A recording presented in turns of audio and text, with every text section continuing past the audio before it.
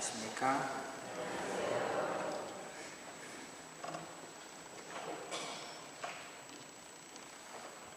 오늘 50대 부인이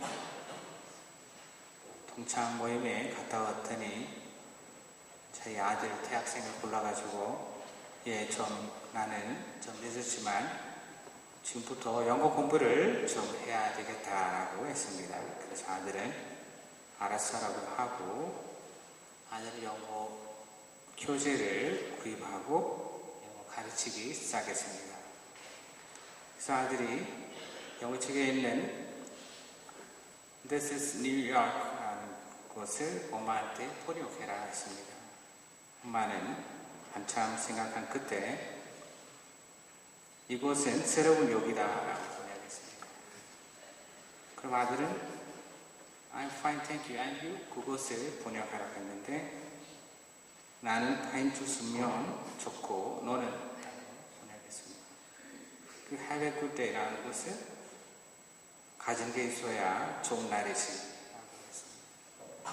그럼 한강을 영어로 어떻게 하냐라고 물어봤더니 원리거라고 했죠. 재미없죠. 네. 연중체 32주일입니다. 복음을 읽고 묵상하면서 생각하는 성가가 있습니다. 내 생의 모든 것 당신께 드리니 내 생의 모든 것 받아주소서라는 성가가 있습니다. 또 우리가 공연할 때마다 즐겨 부르는 성가 있지요. 내게 있는 모든 것을 아낌없이 바치네 라고 노래를 부르면서 봉헌 바구니에 1,000원 내고 가죠. 왜 천주교인지 아십니까? 1,000원을 내기 때문에. 만약 우리가 10,000원을 내면 안주교가 될 수 있어요. 1,000원은 누구를 위해서 만들어진 지폐인지 아십니까? 천주교 신자들을 위해서. 그럼 10,000원은 개신교이나 기독교. 그럼 50,000원이나 100,000원은 불교 신자들 위해서 만들어진 지폐예요.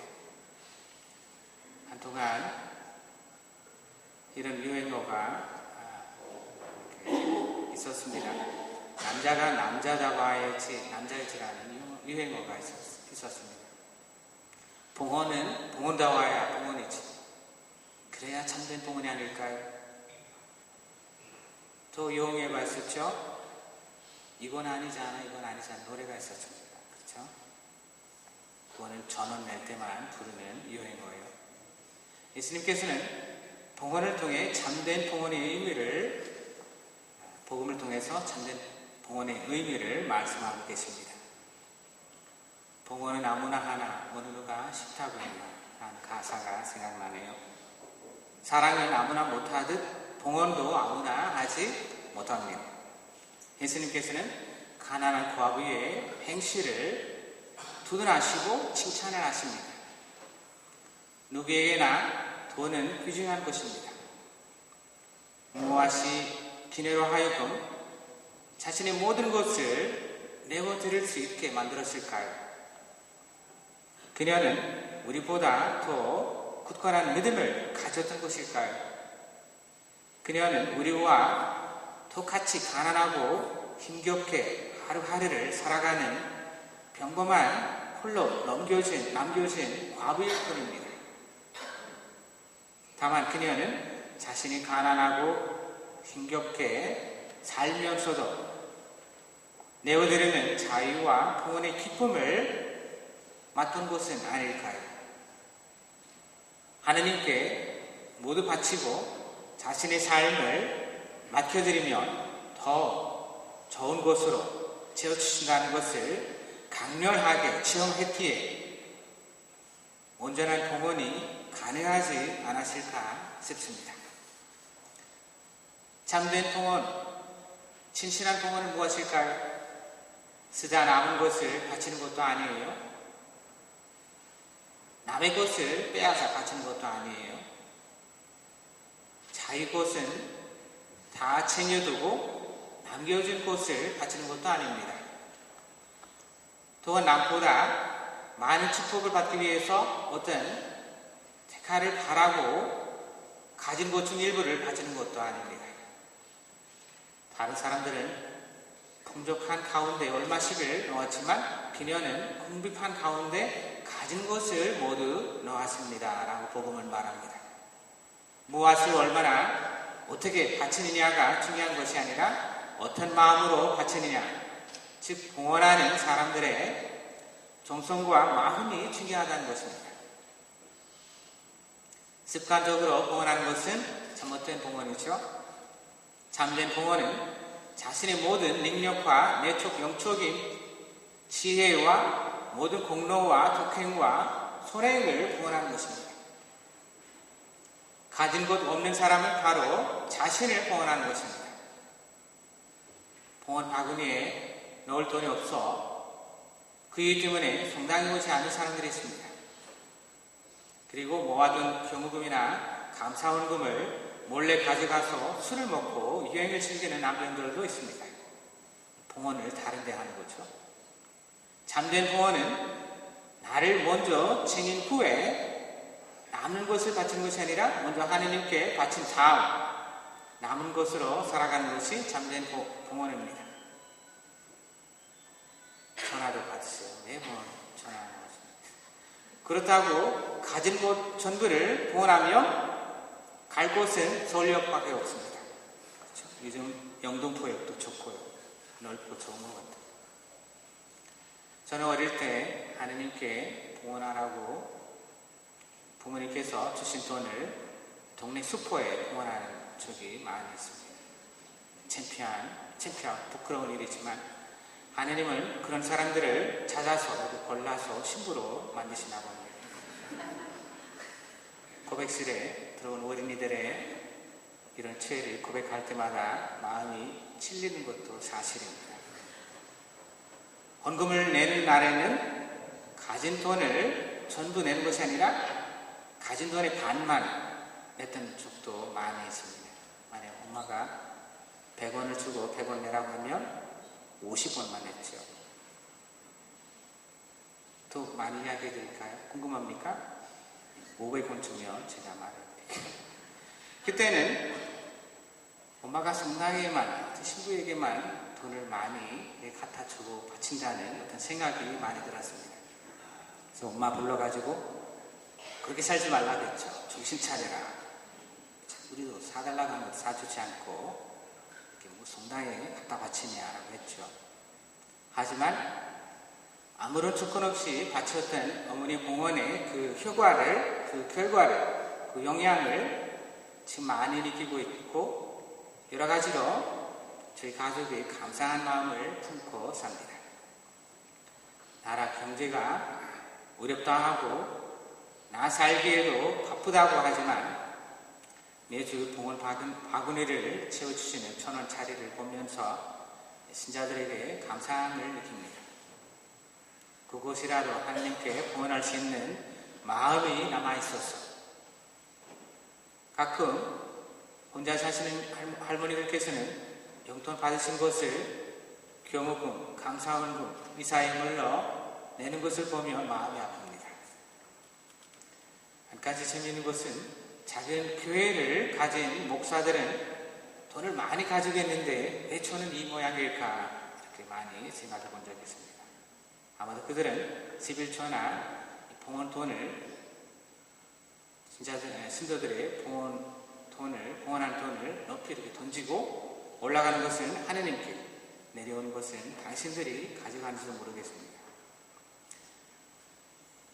아끼고 아까도 말씀드렸지만 봉헌하는 방법은 다양합니다. 자심 없이 바칠 줄 알아야 합니다. 그 맛을 아는 사람만이 바치고 더 바치고 더 바친다는 것입니다. 하느님께 우리가 바칠 수 있는 것은 비단 돈뿐만 아닙니다. 우리 자신, 우리의 시간, 우리의 희생, 걱정, 고민, 고통, 기쁨, 슬픔, 희망, 이 모든 것이 우리가 바치는 봉헌 속에 함께 있어야 합니다. 봉헌 시간은 단순히 돈을 내는 시간이 아니라 지난 한 주간의 내 삶, 기쁨과 슬픔, 희망과 좌절, 미로와 시기, 평안과 분노까지 빼놓지 않고 모두 주님 대전에 봉헌하여 합당하게 받아들여 주시기를 청하는 것이 참된 봉헌이 아닐까 싶습니다. 참된 봉헌은 봉헌자의 정성스러운 마음입니다. 재물이든 뇌물이든 고물이든 있는 그대로 가진 그대로 내놓고 나누는 사람이 되어야 합니다. 가난한 과부는 동전 두립 속에 그녀의 정성과 사랑과 감사의 정을 담았습니다. 동전 두립 속에 눈물과 슬픔과 고통을 담았습니다. 동전 두립 속에 기쁨과 근심, 걱정과 염려, 번민과 권회를 담았습니다. 과부는 동전 두립 속에 그녀의 모든 것을 담아서 하느님께 바쳤습니다. 하느님께서는 동전 두립이 아니라 그녀 자신을 받았습니다. 고용과 고세와 호의 차기, 과시와 탐욕에 비해 과부의 동전 두립은 보석보다 찬란하고 꽃보다 아름답고 향기롭다고 예수님께서 말씀하십니다. 요즘 가난하고 작아야 하는 수도자들조차 돈 걱정만 하는 이 세상에서 우리가 하느님께 바칠 수 있는 것은 뭐가 있겠습니까? 수대회 창립자들은 돈 한 푼도 없이 수대회를 이끌었고 기도와 믿음으로 그들은 지켜왔지만 우리는 요즘 모든 수도자들이 둘째도 돈이요 둘째도 돈이요 셋째도 돈 걱정을 하면서 합니다. 뭐니 해도 머니가 최고입니다. 어떻게 하면 많이 먹을 수 있고 많이 받을 수 있는가 라는 생각에 빠져 있습니다. 도대체 언제부터 사랑하신 예수님이 돈이 되셨는지 모르겠습니다. 사도 바울은 고린도 후서 9장에서 이런 말씀을 하십니다. 여러분이 마음으로 원해서 하는 일이라면 가진 곳에서 얼마를 바치든지 기꺼이 받으실 것입니다. 좋게 뿌리는 사람은 좋게 거두고 풍성하게 부리는 사람은 풍성하게 걷습니다. 각각 마음에서 우러나오는 대로 하십시오. 아까워하면서 하거나 마지못해 하는 일은 없어야 합니다. 하느님께서는 깊은 마음으로 하는 사람을 사랑하십니다 라고 하십니다.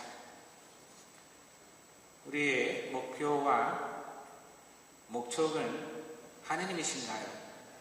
아니면 돈인가요? 누가 우리의 주인입니까? 우리가 누구를 위해서 살아가고 있는지, 우리가 어떤 정신과 마음으로 제대로 살아가고 있는지 묵상해 볼 필요가 있습니다. 우리가 너무나 가난해서 내어줄 것이 아무것도 없다 할지라도 한 가지는 내어줄 것이 있어야 합니다. 그것은 바로 우리 자신입니다. 그것이 그 무엇보다 하나님께서 우리에게 바라시는 참된 봉헌이 아닐까 싶습니다. 잠시 묵상하시기 바랍니다.